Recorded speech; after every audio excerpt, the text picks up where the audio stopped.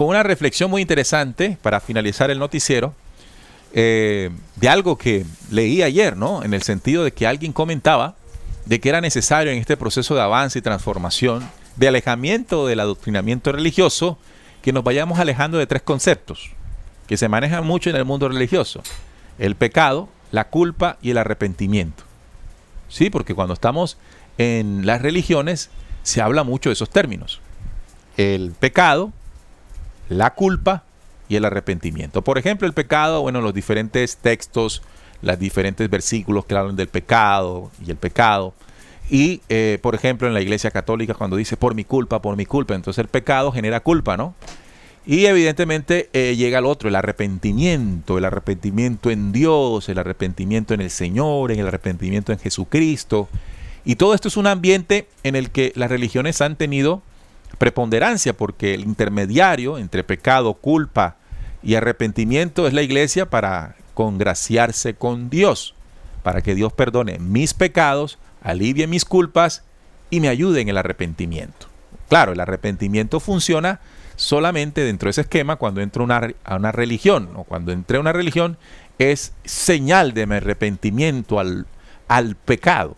De hecho, es curioso también ver que muchos líderes evangelistas o pastores o cualquiera de ellos terminan siendo personas que cuando cuentan su historia dicen que fueron grandes pecadores, generadores de grandes culpas, pero cuando entraron al servicio con el Señor es parte del arrepentimiento.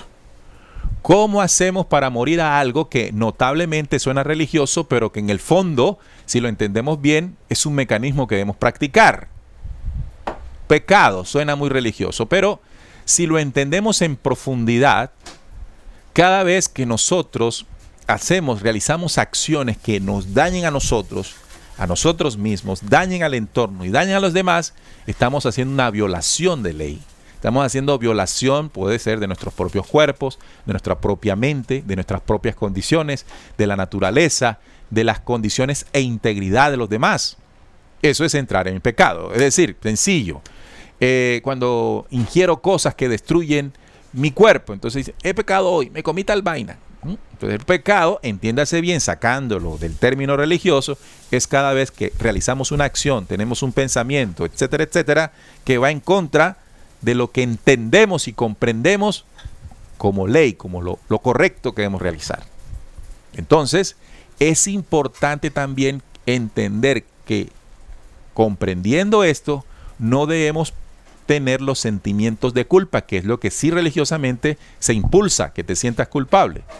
Más bien es cambiar el término y lo que se asocia al término y llevarlo a una dimensión que asocia a otras acciones, y es sentirse responsable.